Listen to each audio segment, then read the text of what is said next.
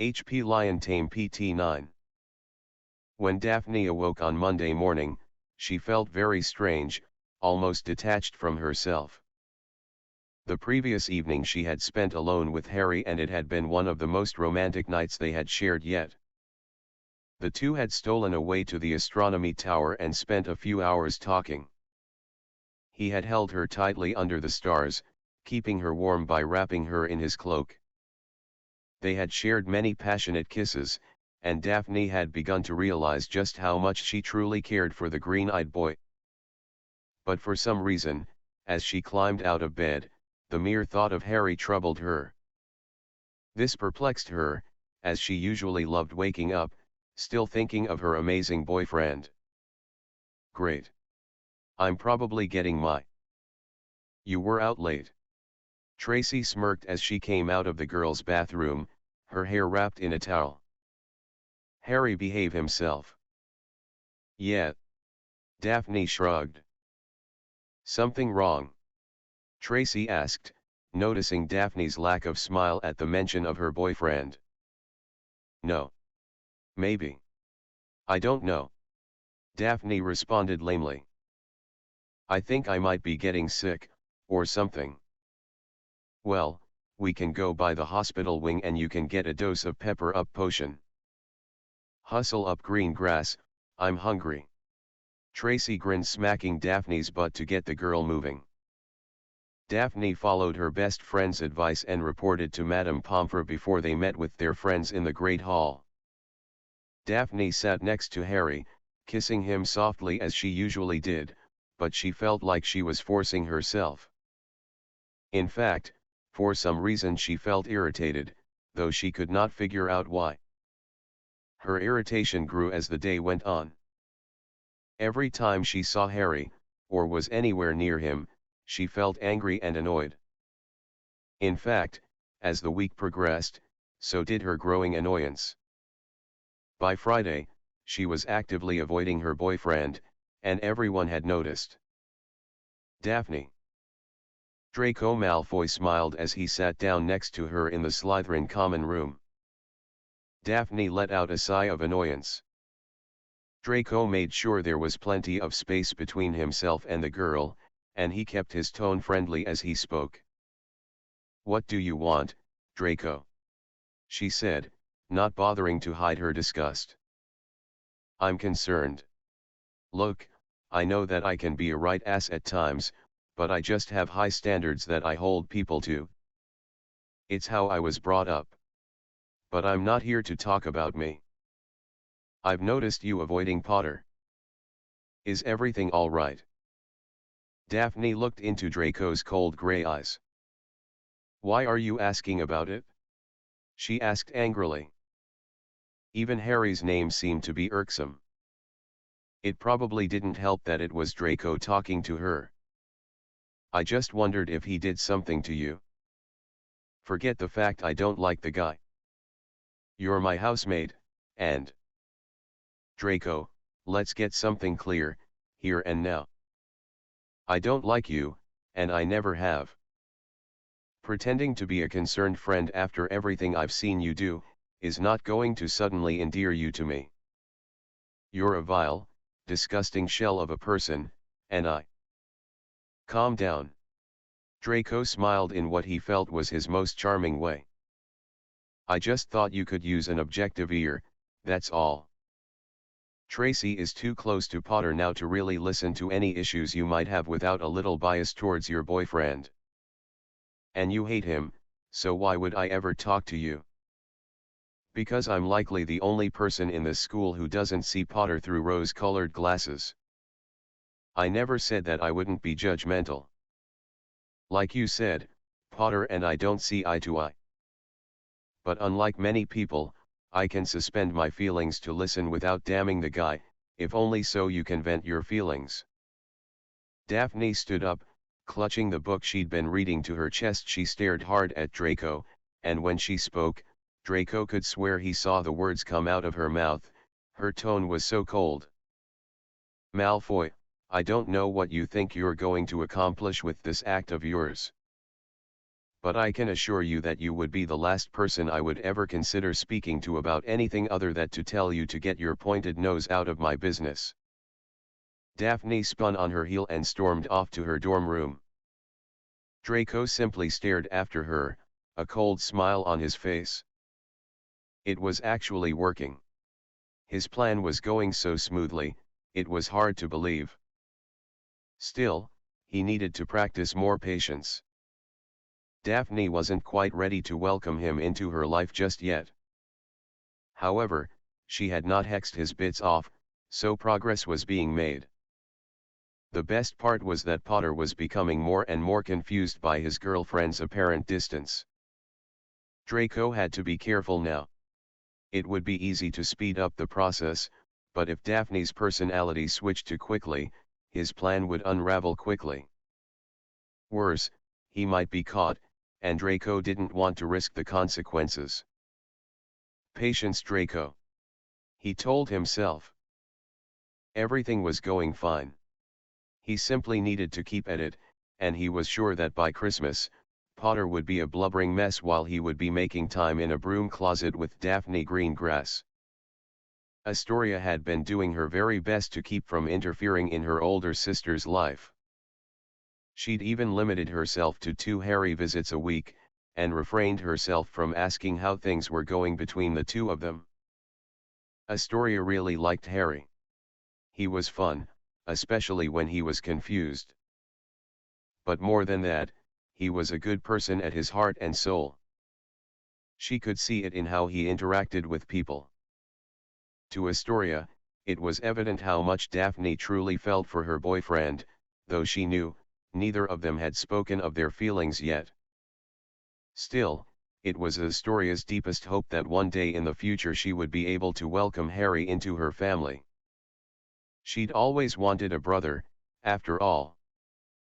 But this week, Daphne had been so strange. Astoria had first noticed it on Tuesday night when Daphne and Tracy were doing their homework. Tracy had wondered aloud how Harry was coping with his fresh round of detentions with Umbridge. Daphne had let out this really long sigh. It was the same sigh Daphne gave at home when Astoria had really been bugging her, and she was trying to keep from losing her temper. At first Astoria thought that her sister was angry at Umbridge.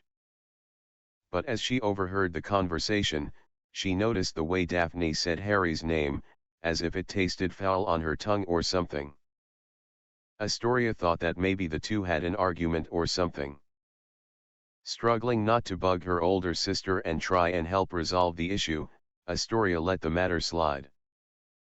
On Thursday, she had seen Daphne and Harry talking, and there was confusion on both faces. Harry had been trying to find out what was bothering his girlfriend, who was adamant that nothing was wrong, and was growing more and more irritated by Harry's constant hounding. This had been what clued Astoria that something was wrong. No one knew Daphne better than her younger sister, despite what others believed. One thing that Astoria knew for certain was that Daphne hated when something bothered her. If she and Harry were having problems, she would have faced them. She would have tried to resolve the problem right away. It was one of her stronger traits, and one that Astoria envied at times. But seeing Malfoy sitting next to her sister, trying to become a friend to Daphne, that had been the thing that made it clear that something wasn't right. And Astoria was nearly positive that Malfoy was behind it all. This also presented a problem. Who did she tell? And what exactly would she say? Astoria admitted to herself that it did sound crazy, and she had nothing solid to base her suspicions on, save for the fact that she knew Daphne well. She needed to watch Draco more carefully, and find proof fast before something happened that ruined Daphne's life. Or worse, Daphne ruined it herself. Harry sat alone in the Quidditch stands, staring at the empty field. He felt so lost at that moment. He felt like his world was falling apart all around him. First he'd been given a lifetime ban from Quidditch, and on top of that, Umbridge had confiscated his firebolt. McGonagall had promised to work to get the Gryffindor team reinstated, going right to Dumbledore.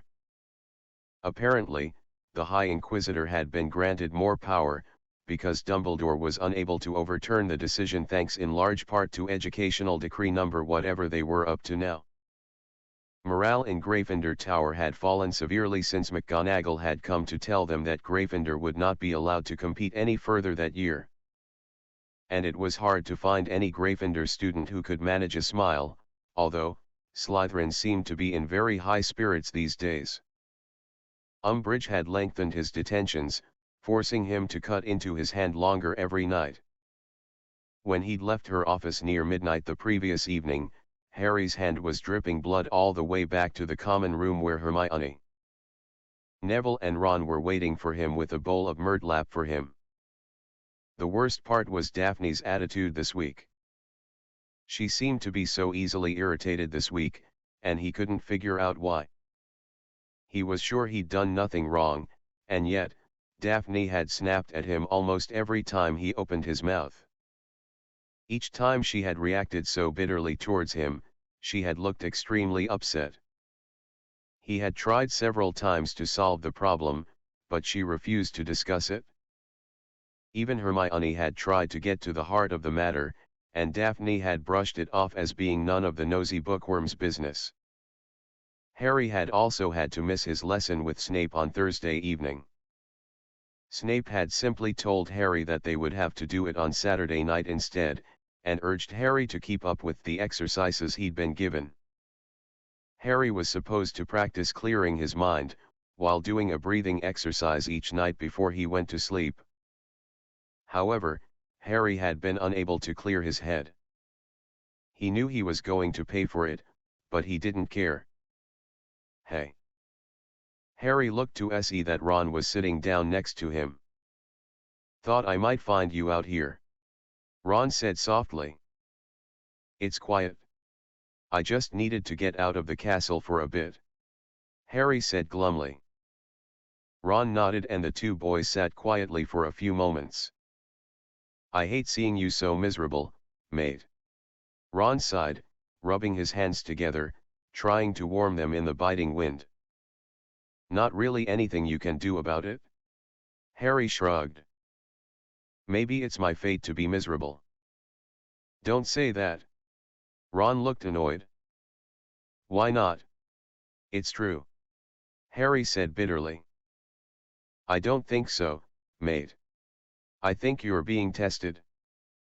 It's like fate has something in mind for you, and everything you've gone through is preparing you for it.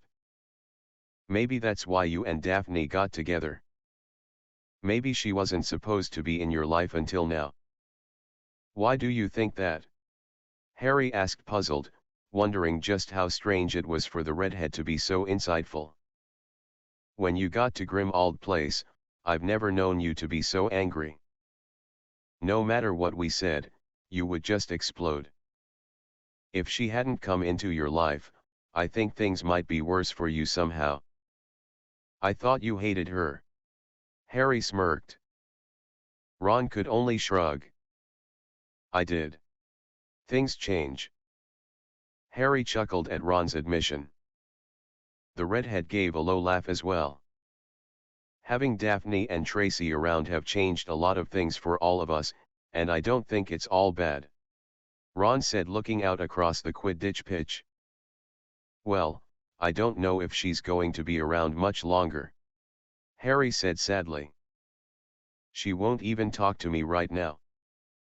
You gotta have a little faith, Harry. Whatever's happening, you two will figure it out. Thanks, Ron. Harry sighed. Ron shrugged again. Suppose with Quidditch gone, you'll have more time to work on planning lessons for the defense club. We've been thinking about that as well. Hermione and Neville had just appeared in the stands, both wearing heavy cloaks. I think as soon as you're finished with detentions, we shouldn't wait any longer. We have a place to practice, and I've worked up a way for us to communicate without actually drawing attention to ourselves.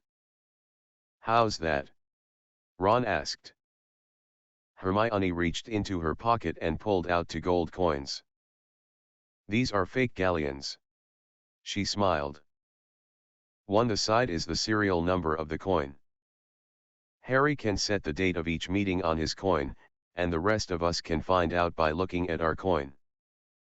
It's grow warm in your pocket, so you'll know when it's been changed. A protean charm. Ron looked incredibly surprised. That's like, Newt-level spell work. My girl's a genius. Neville grinned, kissing his girlfriend's cheek, causing the bookworm to blush slightly, and lean into his shoulder. It was nothing. Hermione waved off the compliment. It's not nothing. Harry said, taking one of the galleons. It's brilliant. Can we pass these out to everyone now? We can't start until next week when my detentions are done. Already started? Neville smiled. We gave most of them out today. I haven't seen a few people yet, but most everyone has them now. Hermione nodded. Let's go in. It's cold, and it should be time for dinner. Ron said, hugging himself against the cold. The others all stood and began heading towards the castle. Have you talked to Daphne today? Hermione asked. Harry shook his head sadly. I just wish I could figure out what was going on. She won't talk to me, and she's been getting more and more defensive. I don't know what to do. I tried to talk to her yesterday, and she basically blew me off. Hermione sighed. Don't worry, Harry. Everything will work out. Just be patient and give her a bit of space. Harry wanted to believe his best friend, but things had gotten so strange between him and his girlfriend. If she didn't want to be with him anymore, he wished she'd just tell him. He hated the idea of losing her, but he wasn't going to force her to stay with him if she didn't want to be. At the same time, he cared for Daphne very deeply, and would hate himself if he didn't try to fight to save what he felt was the single greatest thing in his life. Daphne was incredibly special. She had taught him so much in such a short period of time, and whenever he was around her, he felt like he was whole, as strange as it was to say. The question was, what was he supposed to do? I thought I told you to practice emptying your mind. Snape snarled as he watched Harry picking himself up off the floor. Can't you even do one simple task? I've had a rather difficult week. Harry snapped. I do not wish to hear your excuses, Potter. Snape pointed a long sallow finger to his pupil. I want you to do as you're told. You know, it might help if you gave me a damn clue as to what I was supposed to do instead of just attacking my mind. Snape's lip curled as he faced the young man. His eyebrow cocked, Snape stepped closer, a smug look on his face. Would you like it if I fed you? Need me to tuck you in at night, Potter? Harry looked confused, and slightly creeped out as Snape bent forward, his nose nearly touching Harry's. It is time for you to grow up, Potter, and learn to do things on your own. There is no set way for one to defend their mind. It is up to the individual to find a way to protect their thoughts. No two minds work the same, Potter. If they did, Occlumency would be completely useless. Harry thought about what his professor said, and began to understand. If everyone had the same defense for their mind, it would be so much easier to break into everyone's mind. Once you broke into one person's mind, you could use the same method to break into everyone else's mind. The key was to find what worked for him. We shall try again, Snape said, backing away. Harry took a deep breath and prepared himself for the attack. Legialmans. Harry ignored the flashes of memory, searching for the foreign presence in his mind. He knew it would be subtle, but he needed to find it and push it out. And then he realized that more than searching for Snape, he needed something to distract the potion's master. He needed to be proactive, instead of reactive. Harry wondered what he could use that would capture the slimy git's attentions, and then he realized that Snape loved to torture Harry, so maybe he'd enjoy watching Harry be tortured. He immediately called up his latest memory from his detentions. Harry worked hard to control his mind, focusing his energies into making that the most prominent memory. Slowly the other memories faded and Harry could see the blood quill in his hand, and feel the pain in his hand as he wrote the line over and over again. He could see Umbridge's patronizing smile, and the glint in her eye that always made Harry cringe. The memory seemed to solidify, and Harry could feel the probing presence of Snape. Instantly, Harry pounced on the presence and pushed against it. The aura fought back, but Harry saw himself fighting a blurry shadow. He imagined firing a bludgeoning hex and followed it up with a handful of stunning spells. Harry fell to his knees, panting heavily. "Much better, Potter, though you still let me get in too far," Snape sneered. Harry noticed that Snape was rubbing his wrists, and leaning against his desk. He also seemed to be breathing a little heavier, and Harry wondered if he'd actually done more than Snape was letting on. "I think I'm finally understanding," Harry gasped. "I need to build a defense. Something to distract my enemy until I can find their presence. That is usually what most effective, but it would be better if you did not need to distract your enemy. You need to be able to know at once if someone is trying to gain access to your thoughts." "I know. But I have to start somewhere," Harry quipped. Snape shook his head. "If you could clear your mind, you would have no difficulty in this, Potter. You need to be able to lock away your thoughts at once, making them impossible for an enemy to see." "I'm trying," Harry snapped, his frustration coming to the fore. Harry got to his feet, still struggling to catch his breath. "We are finished for tonight. We will continue next Saturday evening. Clear your mind and work on your breathing exercises. I want to see a marked improvement by next week, Potter, or I shall have to give you detentions," Snape said pointedly at the tired-looking teen before him. "Back to your common room." Harry walked back to Gryffindor Tower feeling extremely drained. He felt tired after his other occlumency lessons, but this was the worst he'd ever felt. Harry figured it was due to everything he'd had to go through that week. Harry entered the common room, finding it bustling with activity, as was usual for a Saturday night. Hermione and Neville were tucked away in a corner, Hermione resting against Neville, quietly talking. Harry saw the twins holding court with a large group of kids. He guessed they were trying out new products, or taking orders, or some combination of the two. Ron, surprisingly, was sitting on a couch with Lavender Brown, of all people. Harry was wondering exactly what the two were talking about, but felt it would be wrong to intrude. Besides, he was incredibly tired. He slipped through the common room and was about to head up the stairs when he nearly collided with Parvati Patil. "Harry," she said with a soft smile. "Do you have a minute?" "Sure," he said politely.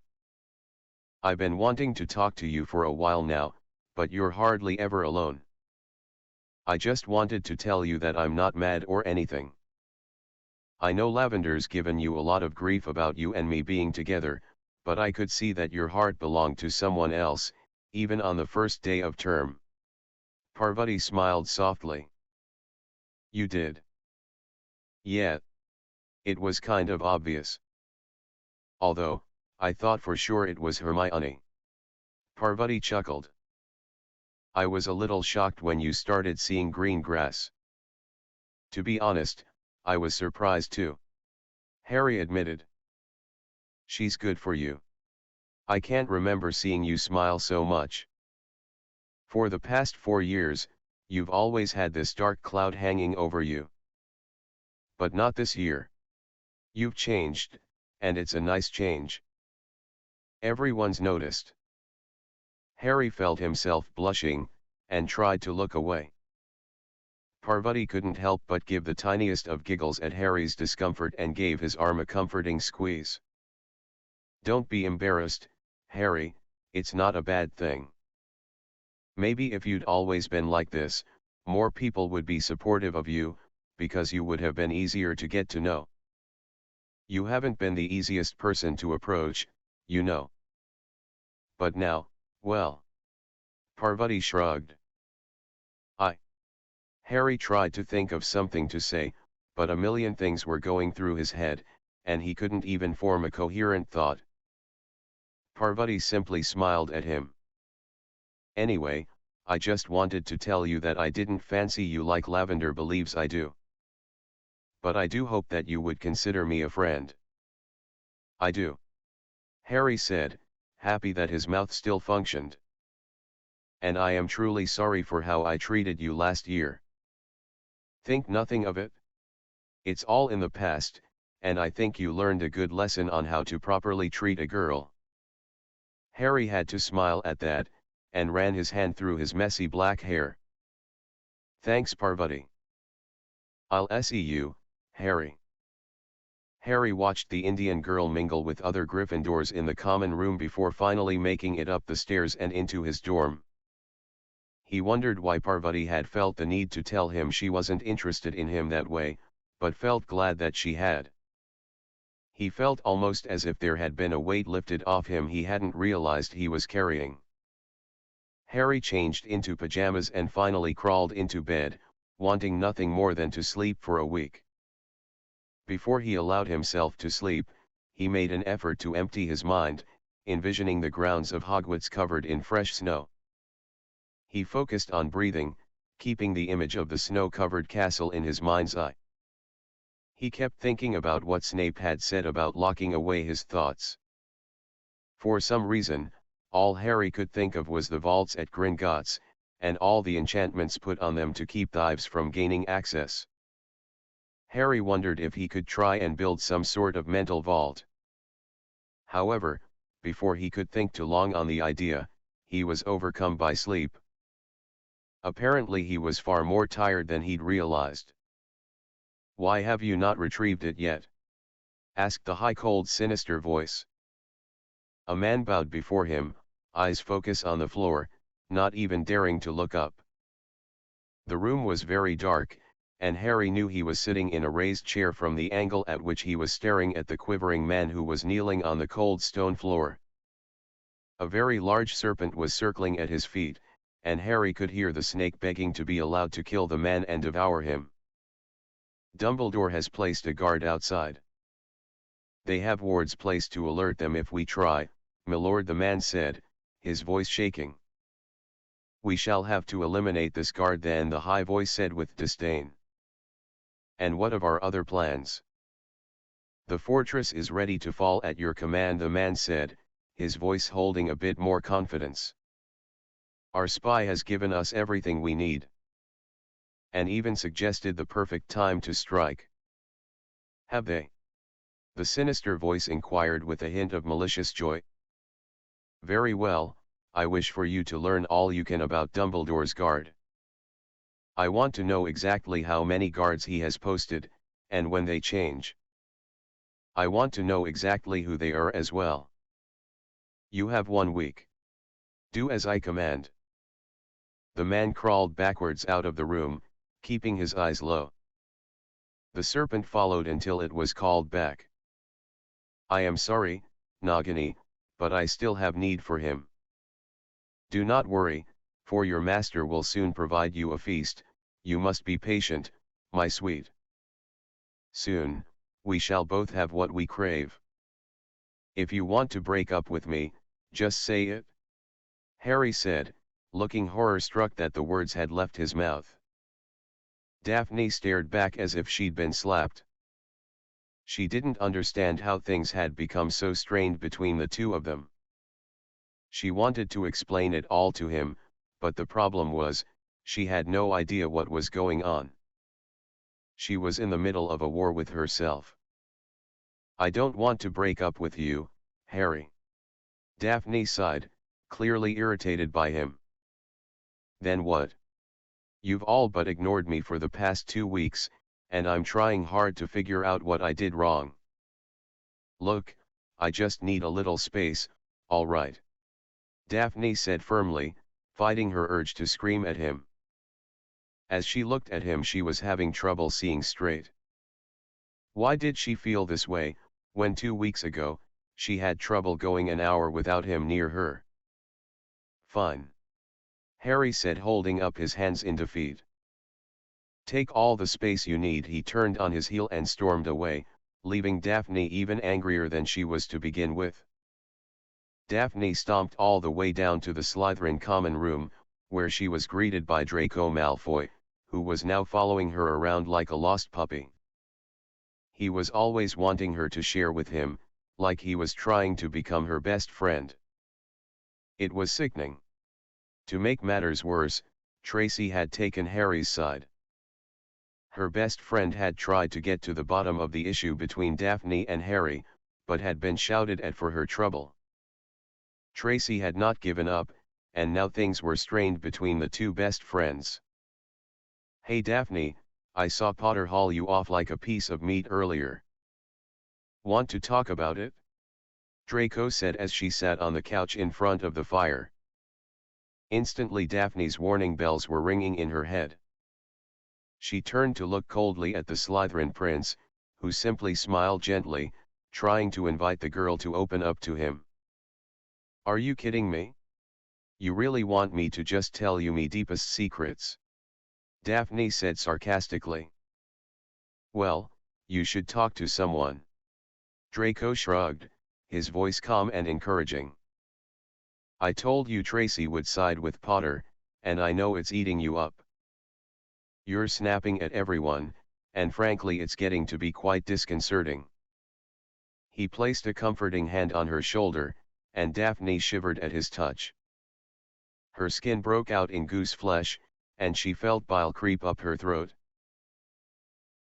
Daphne shook her head angrily.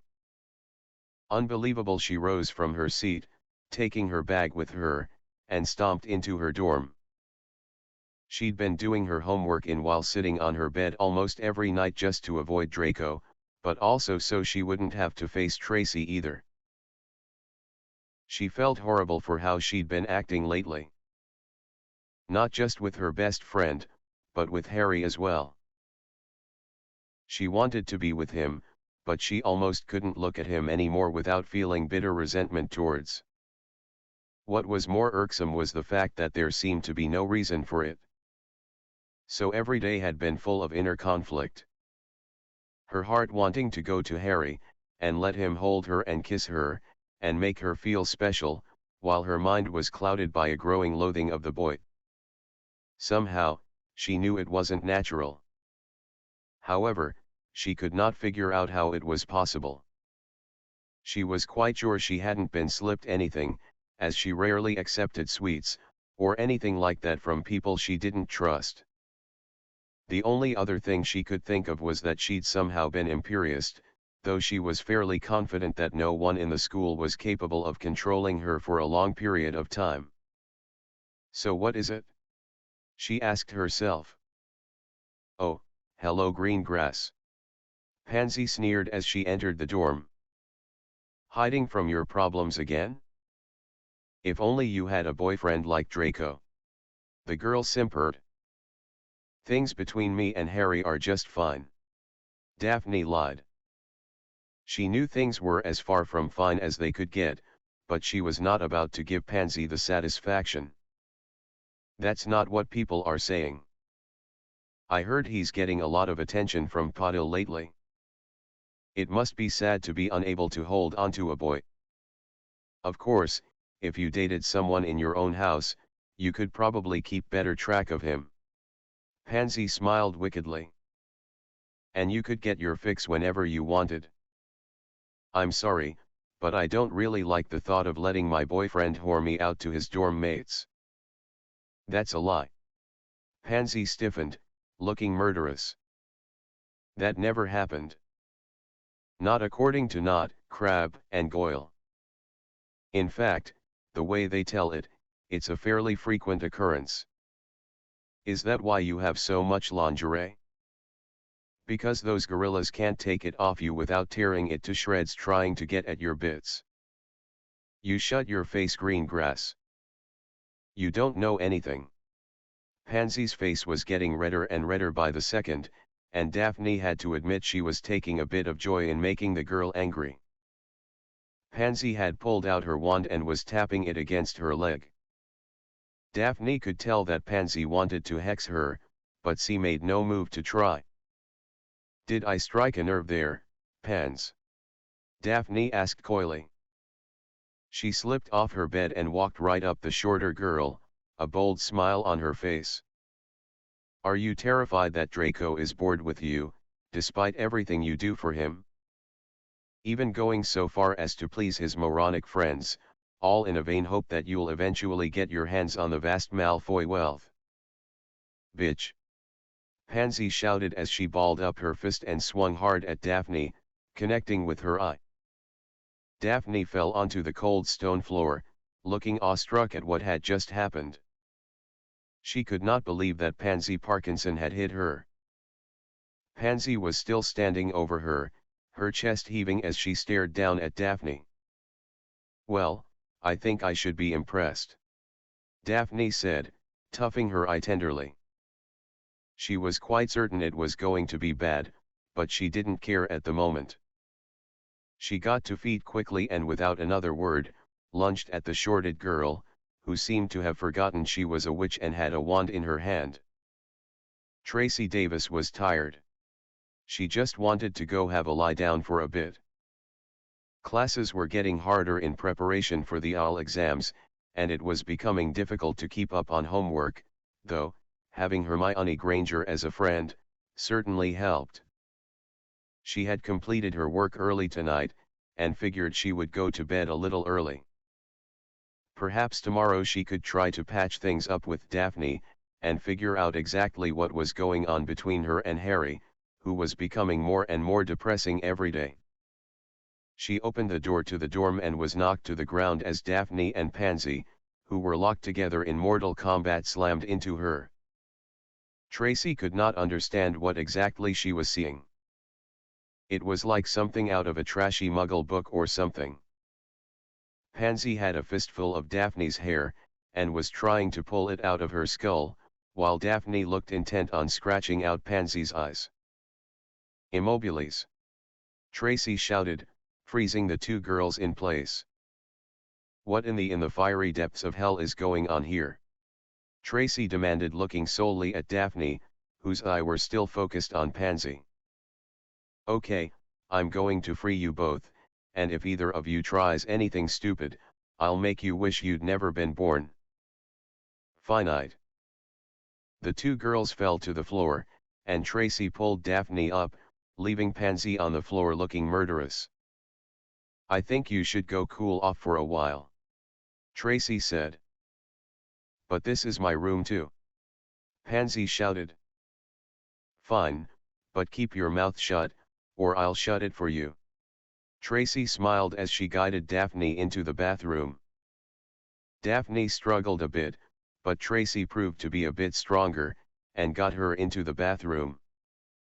"Sit," Tracy said as she ran a cloth under cool water. "You want to explain why I walked in to see you and Pansy acting like a couple of crazed griffins?" "She started it," Daphne said, sounding like a 5-year-old. "She always does," Tracy remarked. "What did she say?"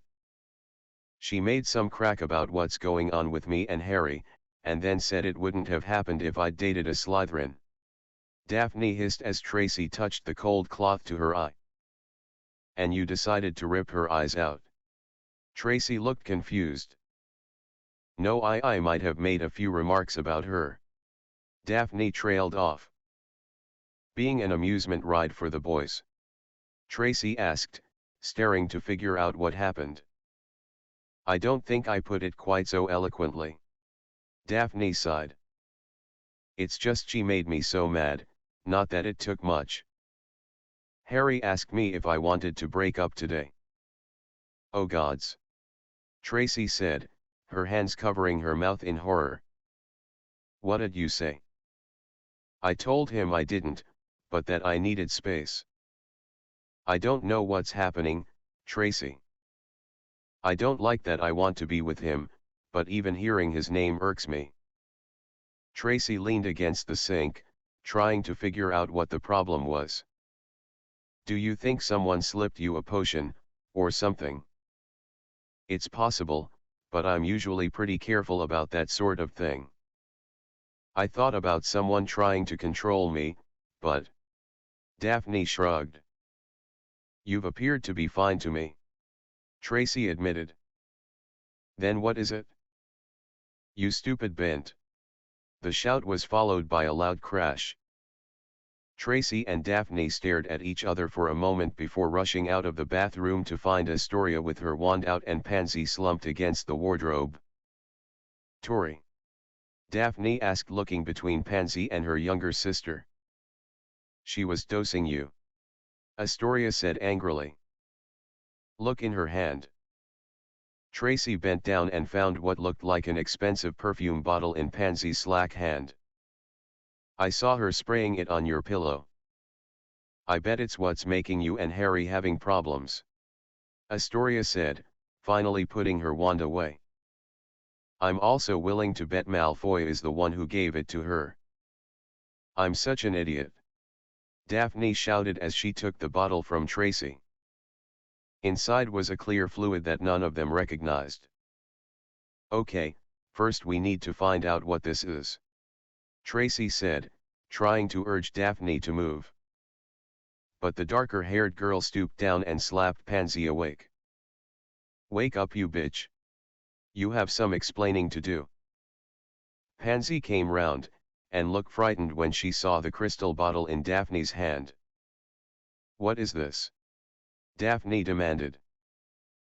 Pansy merely shrugged, while she looked for a way to get away. Astoria was standing firmly between her and the door, and her wand was in her hand. The second year had proven to be more than a bit fast with her wand. To make matters worse, both Daphne and Tracy were hovering over her, both with identical furious looks. Where did you get it, and why were you spraying it on my pillow? Pansy sat up a bit straighter, and put on her best indifferent look, as if she was bored. Tracy bent lower so that she was looking the girl in the eye as she spoke. You do realize that this could be construed as an attack on a member of an ancient house, and as such, her father could call for retribution from your family. As I understand it, the Parkinson clan isn't in that great of shape right now. Pansy's eyes went wide, and she started to shake. It was Malfoy, wasn't it? Daphne asked, starting to piece the puzzle out in her head. It's supposed to make me hate Harry or something, isn't it? Pansy said nothing, but her look of fear told them everything. Tell me, Pansy, how stupid are you? Daphne looked outraged. What do you think Malfoy's plan was? To just ruin my relationship with Harry? Do you really think he would have been content with that alone? Likely he'd try and get you to date him so he could rub Harry's nose in it. Tracy said. And where would that have left you? Daphne asked coldly, her eyes becoming slits. He would have tossed you to his buddies. No, he wouldn't have. Pansy shouted. You really think he cares about you at all? Tracy asked. Malfoy only cares about himself, and everyone knows that. You're just too blinded by this twisted fantasy you've imagined to realize it. What did he tell you to do? How does this stuff work? I'm not telling either of you anything, so shove off. Fine. Daphne said. We'll take this to Professor Snape, and find out what it is, and then, I'll be sure to let my father know your part in this conspiracy.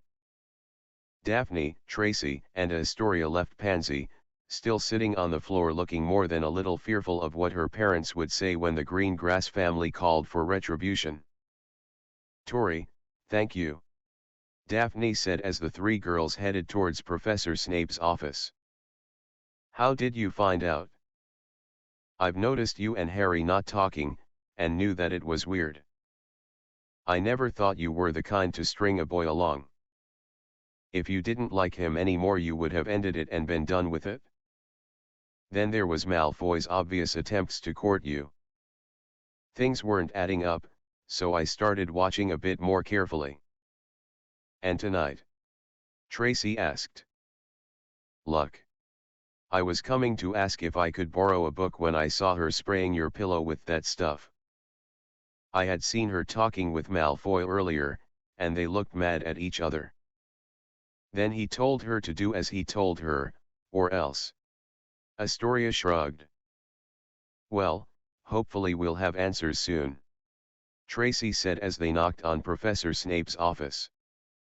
"Enter." Professor Snape looked up as the three girls entered the office. "Sorry to bother you so late, Professor," Tracy said, setting the bottle in front of him. "We found Pansy Parkinson spraying this on Daphne's pillow, and we wanted to know what it is." "Could it be perfume?" Snape asked, looking bored. Tracy and Daphne had experienced a noticeable change in treatment from their head of house ever since Daphne and Harry had started dating. "It could be, but it could also be something else." "Can you please just check it, sir?" Tracy asked rather impatiently. "I can see associating with Gryffindors has affected your manners," Snape said coldly. "Fine," Daphne said, clutching up the bottle. "We'll just find a competent teacher to figure it out. I do not believe that a more competent potions expert resides at Hogwarts." Everyone turned to see the headmaster standing in the doorway. Snape's lip curled a bit as he held out his hand for the bottle. Reluctantly, Daphne handed the bottle back to the greasy-haired man, and folded her arms over her chest. "Did I hear correctly, Miss Davis, in that you discovered Miss Parkinson spraying this on your pillow?" "Actually, sir," Astoria said proudly. "I saw her spraying it on Daphne's pillow. I think she was doing it on Draco Malfoy's orders." "Quite a serious accusation. Have you any proof?" "Woman's intuition," Astoria said slyly, causing Dumbledore to chuckle a bit. "Strange," Snape whispered. He had emptied the bottle into a small bowl, and had waved his wand over the liquid, examining the reactions he saw. "This is a rather complicated mixture. I myself have never brewed it before," he said airily. "And what exactly is it, Professor?" Dumbledore asked patiently. "It is similar to a compulsion charm, though it works on emotions, rather than making a person act. It is focused on the negative emotions, almost like the opposite of a love potion. However, it is not meant to be drunk." "An airborne potion?" Dumbledore asked curiously. "So it would seem." Snape nodded. "I do not believe this is in the expertise of Miss Parkinson, and I know she would not be able to purchase such a mixture. Someone made this. It had to have been Malfoy," Astoria said firmly. "Miss Greengrass," Snape glowered. "For what purpose would Mr. Malfoy have to make such a potion?" "To break up Harry and I," Daphne said indignantly. "He's been overly friendly to me for 2 weeks now. Maybe he figured with the stuff on his side he could get you to warm up to him." Tracy shrugged. "We should not try and theorize anything. I think it prudent we speak to Miss Parkinson right away," Dumbledore said. With a wave of his arm, the girls led the way back to Slytherin House, where the entire house went silent at the appearance of the headmaster. A few moments later, a very frightened-looking Pansy was led out of the common room by Dumbledore and Snape, who gave a pointed look at Malfoy. The silence hung about the common room for several long minutes after the two teachers had left with their housemate. "She's going to rat you out," Daphne said angrily, staring right at Draco, who looked unworried. "For what exactly?" Draco asked. "For that stuff you were using on me." "What stuff? I have no idea what you're talking about."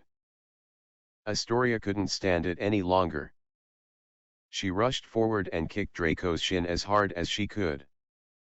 Draco howled with pain and fell to the floor, clutching his wounded leg. Astoria stood above him, using words that Daphne didn't even know, and was very unclear on where her younger sister had learned them. "You'd better control your sister, Greengrass, before I do it myself," Draco threatened. "I'll warn you once, Malfoy," Daphne said, reaching into her robes and pulling out her wand. "If you even think for a second about hurting my sister, I will change your gender permanently.